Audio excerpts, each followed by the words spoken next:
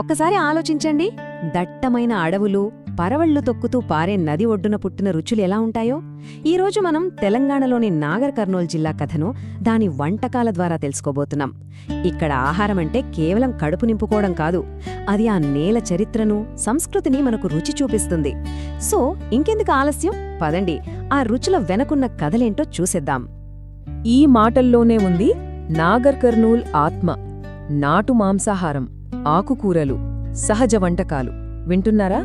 ఈ పదాలు కేవలం ఇంగ్రీడియంట్స్ పేర్లు కాదనమాట. అవి తరతరాలుగా ప్రకృతితో కలిసి బతికిన ఒక సమాజపు జీవనశైలికి గుర్తులు. సో మన ఈ ప్రయాణంలో మనం కేవలం వంటకాలను కాదు, ఆ జీవనశైలినే రుచి చూడబోతున్నాం. సరే, మరి మన ప్రయాణం ఎలా ఉండబోతుందో ఓసారి చూద్దాం. ఫస్ట్ ఈ రుచులు అసలు ఎక్కడ పుట్టాయో చూద్దాం. తరువాత పండుగలకు, వంటలకు ఉన్న సంబంధమేంటో తెలుసుకుందాం. ఆ పైన Nagar Kurnool special non veg, veg dishes గురించి మాట్లాడుకుందాం. ఫైనల్గా అసలు ఆ టేస్ట్ వెనుకున్న సీక్రెట్ ఏంటో కనిపెడదాం. ఏ వంటకానికైనా సరే దానికో కథ ఉంటుంది కదా. ఆ కథ ఎప్పుడూ అది పుట్టిన నేలతోనే మొదలవుతుంది. అందుకే మన మొదటి అడుగు నాగర్ కర్నూల్ వంటకాలకు మూలమైన ఆ నేల గురించే. ఒకవైపు చూస్తే దట్టమైన శ్రీశైలం అడవులు. ఇది అడవులంతే అడవులు కాదు, రకరకాల ఆకుకూరలు, స్వచ్ఛమైన తేనె, అడవి పండ్లకు ఒక గని లాంటివి అన్నమాట.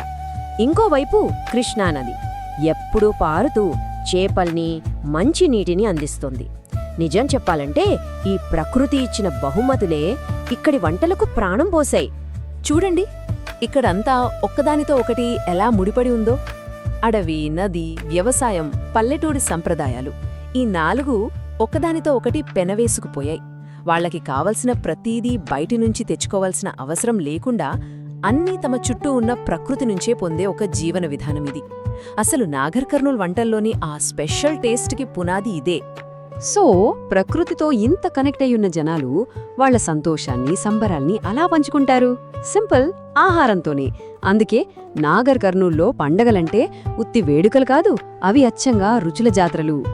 బోనాలప్పుడు అమ్మవారికి పెట్టే నైవేద్యాల దగ్గర్నుంచి సంక్రాంతికి చేసుకునే పిండి వంటల దాకా ప్రతి పండగకి దానికి తగ్గ స్పెషల్ వంటకం ఉంటుంది. ఓ మంచి ఉదాహరణ చెప్పాలంటే బతుకమ్మ పండగ.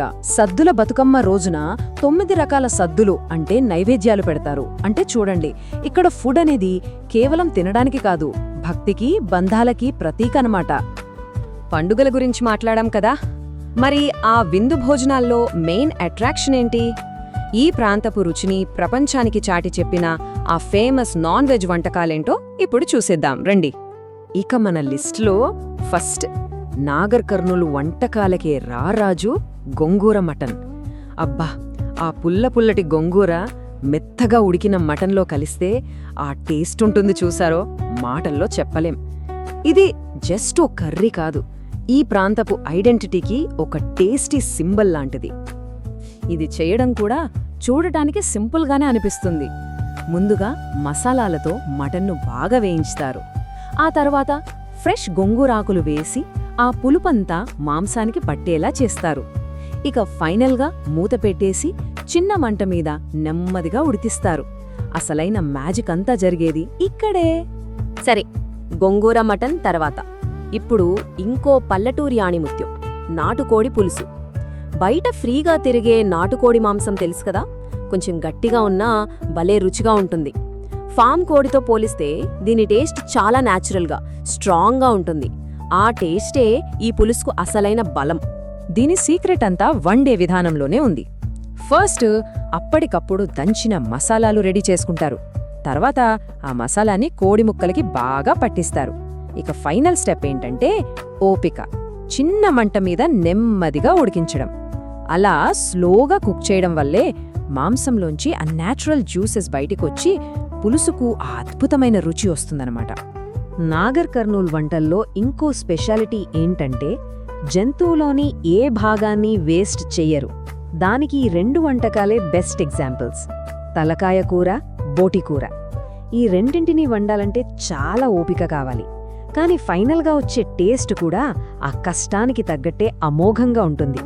ఇప్పటిదాకా నాన్ వెజ్ గురించి చాలా మాట్లాడుకున్నాం కదా, కానీ నాగర్ కర్నూల్ స్పెషాలిటీ కేవలం మాంసాహారమే కాదు, వాళ్ళ శాకాహార వంటకాల్లోనూ అదే సహజత్వం, అదే తాజాదనం కనిపిస్తుంది.